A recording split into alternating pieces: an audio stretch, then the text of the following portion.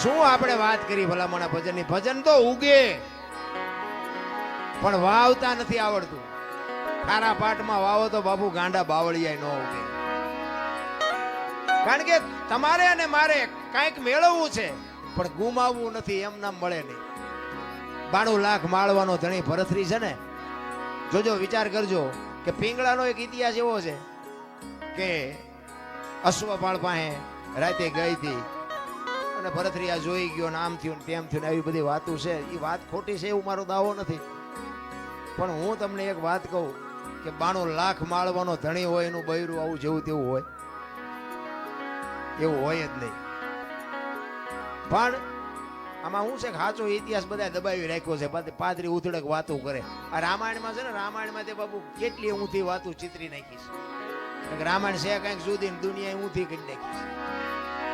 એ 92 લાખ માળવાનો ધણી ભરથરી પિંગળા વગર બાપુ એક સેકન્ડ ન રહે કે ઈ પિંગળાને છોડીને બાપુ સાધુ બની ગયો હોય છે. કેમ બન્યો હોય છે? વિચાર કરજો. એકવાર ભરથરી બાપુ શિકાર કરવા માટે જાય છે. 2-5 સૈનિકો છે હારે. એ શિકાર કરીને વળ્યા ને ત્યારે એક ગામની બાજુમાંથી નીકળ્યા અને એમાં કોઈક ભાઈ ગુજરી ગયેલો ને શમશાન યાત્રા નીકળી.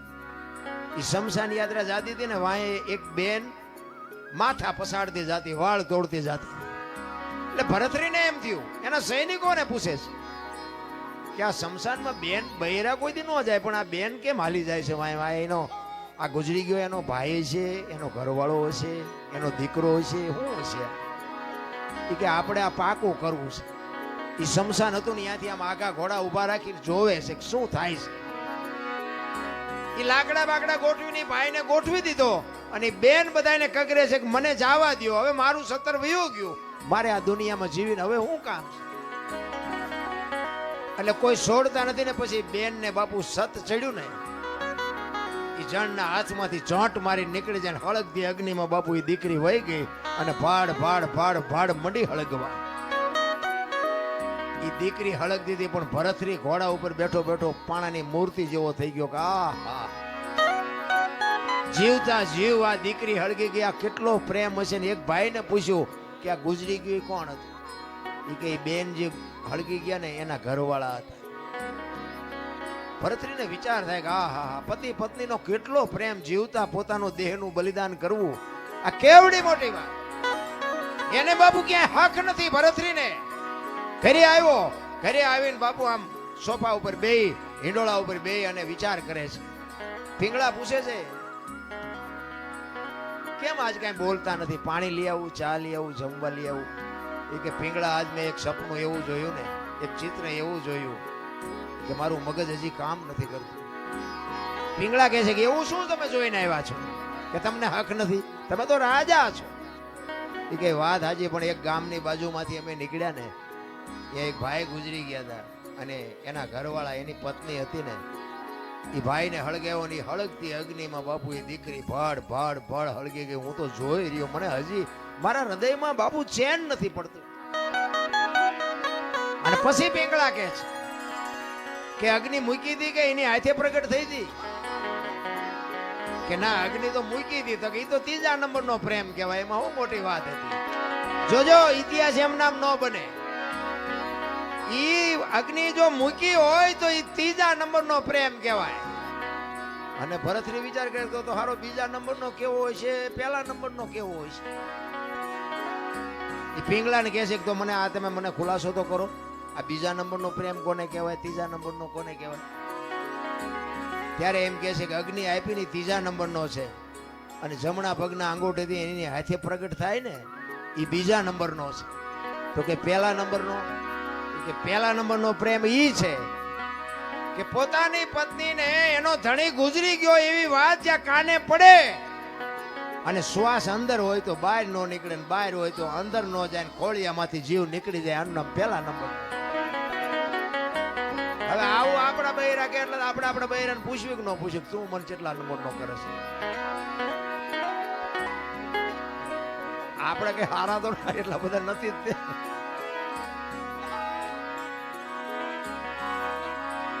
એટલે ભરથરી કહે છે પિંગળા ને, પિંગળા તું મને કેવો પ્રેમ કરસ? 1લા નંબરનો, 2જા નંબરનો, 3જા નંબરનો? એટલે સ્વાભાવિક છે આપણું બૈરું પહેલા નંબરનો કરતું હોય ત્રીજા નંબરનો, પણ એ તો એમ જ કે પહેલા નંબરનો કરું છું. એ તો કઈ એવું જ ન કે હું ત્રીજા નંબરનો કરું છું. એટલે પીંગળા કહે છે મહારાજ એ બધી વાત જવા દો અને જે કરતા હોય કરો. એ કે ના બીજું કઈ નહીં, ખાલી હું તને પૂછું છું તું મને પ્રેમ કેવો કરશ. પછી પીંગળાને એમ થયું કે આ જાણ્યા વગર તો લોહી પીધા વગર રહેશે નહીં અને સાચું આમને સમજાવવાનું નથી. તેથી પીંગળા કહે છે મહારાજ મહારાજ તમને હું પ્રેમ પહેલા નંબરનો કરું છું, પણ અખતરો ન કરતા ને રોતા નહીં આવડે. જો અખતરો કર્યો તો દરબાર રોતા નહીં આવડે. પહેલા નંબરનો પ્રેમ કરું છું. એ કે ના ના એવું કઈ નહીં કરું. પણ આપણે હકણા રહી 400 મહિનાનો સમય થયો ને બાબુ, એને મનમાં વાત જાતી નહોતી કે મારે પીંગળાની પરીક્ષા કરવી છે. એમાં એકવાર ફરીને શિકાર કરવા ગયા અને એના ભાઈ વિક્રમસિંહ ભેગા છે. વિક્રમને કહે છે કે જા તું મારો ઘોડો ને તારો ઘોડો બે લઈને રાજમાં જા અને તારી ભાભી પૂછે કે તમારા ભાઈ ક્યાંય ગયા તો તારે કહેવાનું સિંહના શિકારમાં કાયમ આવી ગયા, સિંહે મારી નાખી. એ કે પણ મોટા ભાઈ રહેવા દો ને, આ શું કામ આ ખેલ કરો, નહીં કંઈક નહીં બનવાનું કંઈક બની જાય તો હેરાન થઈ જવું. કે તું મને મોટો ભાઈ માનતો હોય ભલે, રાજા માનતો હોય ભલે, મારી આજ્ઞાનું તારે પાલન કરવું પડે. આ અમથા નથી રાજા વાજા ને વાંદરા કીધા, આવા હાથે કરીને ઉભા કરતા હતા. એ વિક્રમ આવ્યો બે ઘોડા લઈ અને આવીને આમ દરવાજામાં બે ઘોડા હાથમાં દોર્યા છે ને હાલ્યો આવે છે. અને અટારી ઉપર બાપુ પીંગળા ઉભી છે, બાજુમાં એની દાસી ઉભી છે. અને પીંગળા પૂછે છે વિક્રમભાઈ તમે આવ્યા, તમારા ભાઈ ક્યાં? એટલે વિક્રમ ઘડીક બોલતો નથી. વિક્રમભાઈ તમને કહું છું તમારા ભાઈ ક્યાં? માંડ માંડ બોલ્યો, કારણ કે ખેલ તો પછી નાટક તો હરકી રીતે જ કરવું પડે. એ કે મારા ભાઈએ સિંહના શિકારમાં મારા ભાઈ ઉપર સિંહે તરાપ મારીને મારા ભાઈને મારી નાખ્યા. સિંહે યામના મટારીએ હાથ રહી ગયો બાપુ, પીંગળાના ખોળિયામાંથી જીવ નીકળી ગયો. હવે પડખે દાસી ઊભી છે એટલે દાસીએ પીંગળાનું બાવડું પકડીને કીધું કે હાલો બા. એ આમ બાવડું પકડ્યું ને ત્યાં પીંગળા પડી. કઈ બધાને ખબર પડી કે પીંગળા તો ગુજરી ગઈ. અને કડીક થયું ભરથરી આવ્યો ને બાપુ ખબર પડી ને પછી ભરથરી માથા મીડ્યો પસાડો. પીંગળા પીંગળા હવે હું તારા વગર, અને 92 લાખ માળવાનો ધણી એનું બૈરું બાપુ ગુજરી જાય પછી પબ્લિક કેવી ભેગી થઈ છે. કીડીઓ ઘોડે માણા ઉભરાણો હો, પણ ભરથરી બાપુ બેકાબુ બની ગયો. વાળ મીડ્યો તોડવા, ધૂળ ને ફાકડા મીડ્યો ભરવા. પીંગળા જાગ પીંગળા, પણ મરેલા બાપુ જાગે. આ તો પહેલા વિચારવાની જરૂર છે. હું તો એમ કહું છું કે અખતરા કોઈ વાત ના કરાય જ નહીં, પછી રોતા નથી આવડતું. આપણે જેલમાં કોઈ માણા હોય એને બાપુ આ સંસારની કે હરવા ફરવાની ખાવા પીવાની મોજ કરવાની કઈ જરૂર નહીં હોય, એને શોખ નહીં હોય. આપણને દુઃખ થાય ખરું આ 10 વરા 20 વરા 25 વરા જેટલી જેલ હોય એમને કોઈનું મોઢું નહીં જોવાનું, 1-4 દિવાલો વચ્ચે જિંદગી કાઢવાની. પણ બાપુ એવું પગલું ક્યારેક ક્રોધ માણસને ચડી જાય ને પગલું ભરી લે ને પછી પસ્તાવાનો વારો આવે. એક ભાઈ ને બાપુ વેચ જમીન હાટું હગો ભાઈ હગા ભાઈને મારી નાખે. એક જાય ઉપર ને એક જાય જેલમાં. એટલે જ સંતોએ કીધું કે ધરતી રાજા રામની કોઈની પૂરી કરી નહીં આશ, આની માથે કંઈક રાણા રમી ગયા ને કંઈક વિયાઈ ગયા નિરાશ. પછી જેલમાં પૂર્યો એની આપણે ખબર કાઢવા જાય ને તો એ શું કે ખબર, એ કે ઓલું પોસાવી ગયું જાય ભલે જાય પણ મને આમ જ બારો કઢાવ. હવે વેચ જવા દીધી હોત તો તારે મોડું થઈ ગયું. મારો કહેવાનો અર્થ એ છે સમયની હારે હાલો. સમય બડા બલવાન નહીં પુરુષ બળવાન. હમણાં કીધું તું ને વખતની બાપુ વાતું છે. અર્જુન જેવો બાણા વળે બાપુ આમ ગાંડીવની પણસ પકડીને છૂટી મૂકે ને કુરુક્ષેત્રના મેદાનના પડ ધ્રુજે. અને ભીષ્મની સામે બાપુ ઈ ઉભો રહે, બીજાની તાકાત નહીં. અને એ શિખંડીને આગળ રાખ્યો ને કે ભીષ્મની સામે ઉભું રહેવું એટલે ઈ અર્જુન બાપુ હસ્તિનાપુરથી દ્વારકા જતો તો લૂંટાઈ ગયો, સમય વિયો ગયો. એમ સમયની બલિહારી છે. સમય હારે હાલો. વર્તમાનમાં જીવો બાપુ, ભૂતકાળને ભવિષ્યકાળને સંભાળવાની જરૂર જ નથી. ભરથરી માથા મીડો પસાડવા, પીંગળા હું તારા વગર નહીં રહી શકું, પીંગળા હું તારા વગર નહીં રહી શકું. અને ગુરુ મહારાજને ખબર પડી. ગુરુ મહારાજ આવ્યા, ગુરુ મહારાજના પગમાં પડીને ભરથરી કરગરે છે, બાપુ આને કંઈક કરો બાપુ, આને હજીવન કરો બાપુ, આને હજીવન કરો. ગુરુ મહારાજ કે આ તમે જ ઊભું કર્યું છે ને હવે તમે મને કહો છો ઊભો કરો આને.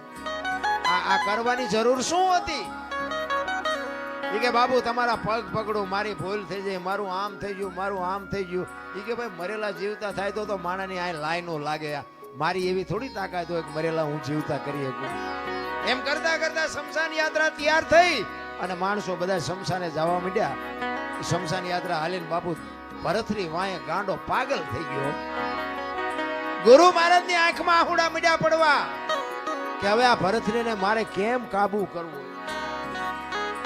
ઈ કે પાગલ થઈ જાય ને તો આખો 92 લાખ માળવો નોથારો થઈ જાય કે આ 92 લાખ માળવાને કોણ હાચવશે. એમ કરતા કરતા શમશાનમાં ગયા. ઈ લાકડા ગોઠવા ને પીંગળાને માથે ગોઠવી અને બાપુ ભરથરી ગાંડો તૂર થયો. અને એમાં કુદરતને વાત રાખવીને એક ગુંદકાનો આત્મો આમ જાતો હતો અને સદગુરુ મહારાજ એના ભજનના બળથી આમ જોઈ ગયા કે આત્મો હારો નથી, પણ આ ભરથરીને કાબુ કરવા માટે જો આ પીંગળામાં નાખું પીંગળા બેઠી થાય ને તો ભરથરી બાપુ ઠેકાણે આવી જાય. એ ગુંદકાનો આત્મો બાપુ પકડી અને પીંગળાના ખોળિયામાં નાખ્યો અને પીંગળા બેઠી થઈ. ભરથરી ભાનમાં આવી ગયો પણ અસલ પીંગળા બાપુ મરી જઈ. એ પછી ઘોડેસવારનો ને અશ્વપાલનો ને એ બધો ઇતિહાસ છે ને એ પછીનો છે. બાકી 92 લાખ માળવાનું બૈરું બાપુ એવું ન હોય જેવું તેવું. કહેવાનો મારો અર્થ કે જે સત્ય છે ને એને છુપાવ્યું છે કઈ. આ રામાયણ છે, રામાયણ તમે જો ઘણા બધા એમ કે લંકા હનુમાનજી હળગાવી. હું એમ કહું હનુમાનજી હળગાવી જ નથી. લ્યો બોલો, લંકા વાળાએ જ હળગાવી છે, હનુમાનજી હળગાવી. દિવાળી કોને મૂકી હતી? ઓલો બચવા હાટું માણા ભાગા ભાગ આપણને કોઈ હળગાવે ભાગા ભાગ ન કર્યું. ગોદડા એમને જ વીટાડ્યા હતા, તેલ એમને રેડ્યું હતું, દિવાળી એમને મૂકી હતી. હનુમાનજી તો બચવા હાટું ભાગ્યા. હવે ગોદડા હળગતા વેરાણા લંકા હળગી એમાં હનુમાન નો વાંક શું? હનુમાનજી લંકા હળગાવી, હનુમાનજી હળગાવી જ નથી. અને આખી દુનિયાને ખબર છે પાકું કોઈ કરતું જ નથી. બીજી વાત તમને કરું કે સીતાજી જનક મહારાજની દીકરી મિથિલા નરેશ હવે શિવ ધનુષ નું ઘોડો ઘોડો કરીને ફરતા. અને પછી જનક મહારાજ જોઈ ગયા કે હવે આ શિવ ધનુષ ને મારી દીકરી જો ઘોડો ઘોડો કરીને ફરતી હોય તો આના મૂર્તિયા હાટું શું? આના માટે મૂર્તિઓ મારે કેવું ગોતું? એટલે પછી સંયમવર રચવાનું નક્કી કર્યું કે આ ધનુષ ને જે ભાંગે એને મારી દીકરી વરમાળા પહેરાવે. હવે ઈ સંયમવર રચ્યો ને એમાં કે રાવણ હતો એવું કહે છે. હાચું ખોટું મારો રામ જાણે. ઈ રાવણ થી કે ચોખા જેટલું ધનુષ હેલ્યું નહોતું. હવે એનેથી ચોખા જેટલું ધનુષ નું હેલ્યું તો વનમાંથી સીતાજીને આખે આખા ઉપાડી ગયો. આનું શું કારણ? આખે આખા સીતાજી ઉપડે. સીતાજી ઘોડો ઘોડો કરીને ફરતા હતા. ઈવડું એ ધનુષ રાવણ હલાવી ન હોય. અને વનમાંથી જેથી લક્ષ્મણ રેખા ઓળંગી ગયા અને સીતાજી આખે આખા ઉપાડી ગયો. આપણને માયનામાં આવે. પણ આમાં એક વાત પડી છે. ભોળાનાથ અને પાર્વતી બે જયારે હિમાલય ઉપર હતા ને ત્યારે પાર્વતી માં વિષ્ણુ ભગવાનને અહીંયા બેહવા માટે ગયા અને વિષ્ણુ ભગવાને મકાન બનાવ્યું હતું. એટલે લક્ષ્મીજી બધું બતાવવા માંડ્યા જો આ મેં મકાન બનાવ્યું, અહીંયા અમારે જમવાનું ને અહીંયા અમારે રહેવાનું ને અહીંયા હુવાનું ને અહીંયા રસોડું ને અહીંયા ફલાણું ને અહીંયા ફલાણું. બૈરાનો સ્વભાવ હોય, ઘરમાં કઈક વસ્તુ લાવે આજુબાજુ બૈરા ભેગા થઈને બધું દેખાડે. એટલે પાર્વતીને કે છે કે મેં આ બધું બનાવ્યું અને તમારે દીકરા મોટા થયા કે મકાન મકાન કઈ કરવા નથી. કે આ તો અમને હાય વિરુદ્ધ નહીં હતા. પાર્વતી ઘરે આવીને ભોળાનાથ ને કે છે કે પ્રભુ મકાન આપણે નથી કરવું, આ છોકરા મોટા થઈ ગયા. ભોળાનાથ વિચાર કરે ખરું મકાન નું અત્યાર સુધી કોઈ ધ્યાન મગજમાં આવ્યું જ નહોતું, અત્યારે ક્યાં જાય. એટલે કે વિષ્ણુ ભગવાન ને અહીંયા બેહવા ગઈ હતી એમને કે સુંદર મજાનું મકાન બનાવ્યું કે આપણે નથી બનાવું. એટલે કે એ વાત સાચી તમારી, પણ કે આપણી પાસે પૈસા નથી. હું તમને ભભૂતિ આપું, ભભૂતિ લઈને જાઓ વિષ્ણુ ભગવાન ભાઈ એના બરોબર હોનું લઈ આવ્યો અને હોનું વેચીને આપણે મકાન કરીએ. કારણ કે આપણી પાસે પૈસા છે નહીં. ભોળાનાથ ને ખીસું જ નહોતું, પૈસા ક્યાંથી હોય રાખવા જ. એટલે ભભૂતિ આપીને એટલે પાર્વતી કહે છે કે આટલી ભભૂતિમાં કેટલું હોનું આવશે? કે પણ લઈ તો જાઓ, એટલું તો લઈ આવો, પછી કંઈક આગળ જોઈશું. એ ભભૂતિ લઈ અને પાર્વતીમાં ગયા છે. અને ત્યાં જઈ અને પછી કીધું કે આના બરોબર અમને હોનું આપો. હવે સાબડા મૂક્યો, ભોળાનાથની ભભૂતિ ઊંચી થાય. બાપુ હોનાના ઢગલા મીડ્યા કરવા હો, ગાડા ભરી ભરીને હોનું મીડ્યું જવાનું, સાબડું ઊંચું ન થાય. હવે અહીંયા ઢગલે ઢગલા થયા હોનાના. પછી કે એટલું બધું હોનું જતા ઈટું પાણાનું શું માથાકૂટ કર્યું, હોનાનું જ બનાવાય ને. એ હોનાનું મકાન બનાવ્યું અને વાસ્તુ પૂજન કરવા માટે તેથી સારામાં સારો ને વિદ્વાનમાં વિદ્વાન બ્રાહ્મણ રાવણ, એ રાવણને બાપુ અહીંયા વાસ્તુ પૂજન કરવા માટે બોલાયો. એ વાસ્તુ પૂજન કર્યું ને પછી ભોળાનાથને તો ખબર, એ તો બાપુ ત્રિલોકનો નાથ, એને ન ખબર હોય. એટલે પેલા પાર્વતી પાસે ગયા કે આ ભૂદેવને શું આપશું આપણે દક્ષિણામાં? એ કે એને રાજી કરી દો, જે માગે આપી દે. કે જો જે માગશે આપી દે, પછી મારી માએ લોહી ન પીતા. કારણ કે હવે આપણે એક પ્લાસ્ટર કર્યું હોય તો બૈરું રાજીનું રેડ થઈ જાય, બદલે આખું હોનાનું મકાન એટલે બૈરું રાજી કેટલું હોય. ઈ કે એને જે જોઈએ આપી દો, પણ એનું મન છે જ નહોતું ભાઈ. ઈ કે વાંધો નહીં. અહીંયા ગયા, રાવણને કીધું ભૂદેવ બોલો હું આપું? ઈ કે જે આપવું એ આપો. ને કે ના તમે માગો એ આજ આપવું છે. ઈ કે આવું મારે એક મકાન જોયું છે. ભોળાનાથ કે તથાસ્તુ. પાર્વતી પાસે આવ્યા. ઈ કે હાલો કે ચિંપા કે મહણિયામાં. ઈ કે કાં? ઈ કે આ ભોળા મેં બામણને આપી દીધું દક્ષિણામાં. ઈ કે હું કામ આપ્યું? ઈ કે કકળાટ ન કરશો, તમને પેલા પૂછીને ગયો તો કે માગે આપી દઈશ. અને પછી બાપુ પાર્વતી ગયા અહીંયા રાવણની પાસે, અને રાવણ પાસે જઈને બાપુ પાર્વતી કહે છે કે ભૂદેવ ભૂદેવ માંડ માંડ મકાન બનાવ્યું, તમે લઈ લીધું ને? લઈ લ્યો, પણ આ મકાન ને જો એક દી ભડકે ન બાળું તો હું શક્તિ નહીં લખવું, અહીંયા લખી લેજો. આ સીતાજીને બાપુ અહીંયા જવાનું જ હતું. નકર સીતાજીની બાપુ એની સામે દ્રષ્ટિ પડે ને તો રાવણની રાખ બાપુ આ ધરતી ઉપર ન પડે, રાખ ઉડી જાય. ઈ દીકરી હતી સીતાજીને. તમે શું માનો છો? એની તાકાત જ નથી કે રાવણ એની સામે દ્રષ્ટિ કરે.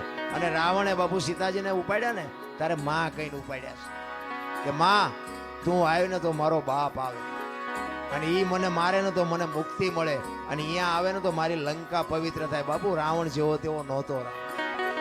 ચાર વેદ જેના મોઢે હોય, નવ ગ્રહ જેને ઢોલીએ બાંધ્યા હોય, પવન પાણી ભરે વાહ વાસીદું કરે, ગણે ગાયું ચારે, રવિ રસોઈ બનાવે, શિવ જેનો ભંડારી હોય, યમના દૂત બાપુ એને રજા લેવા આવવું પડે કે અમે એનો જીવ લેવા જઈએ. એ અને આ ધરતી ઉપર 14 ચોકડીનું રાજ કર્યું રાવણે. સતયુગ, દ્વાપર, ત્રેતા ને કળિયુગ, 4 યુગની એક ચોકડી થાય. 14 ચોકું ને 56 યુગ સુધી આ ધરતી ઉપર રાવણ રહ્યો છે એવું કહે છે સંત. કેટલું એનું તપોબળ છે, કેટલો વિદ્વાન છે. અને રામને બાપુ ઠેઠ ત્યાં સુધી થકો થયો તો બાપુ એનું ભજન તો કઈક હશે ને.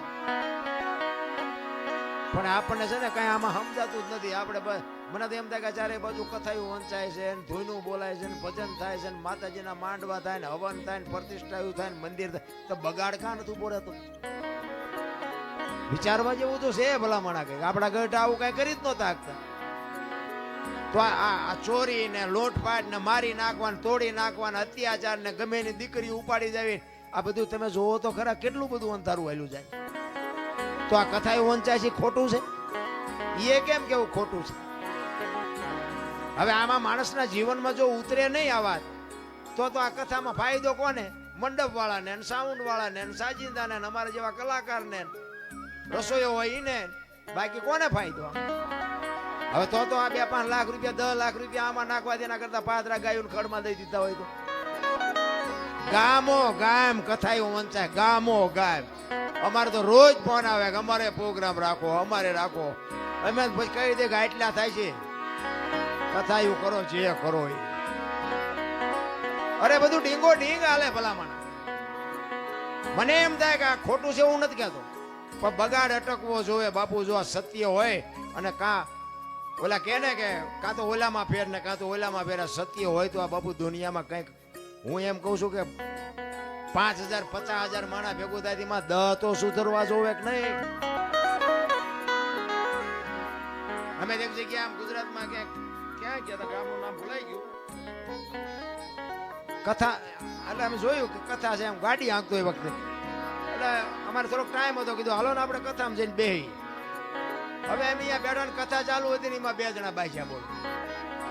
હવે કથા ચાલુ હોય એ વખતે જો બાજે માણા તો એમાં બહાર તો કઈ મગજમાં ઉતરે જ છે.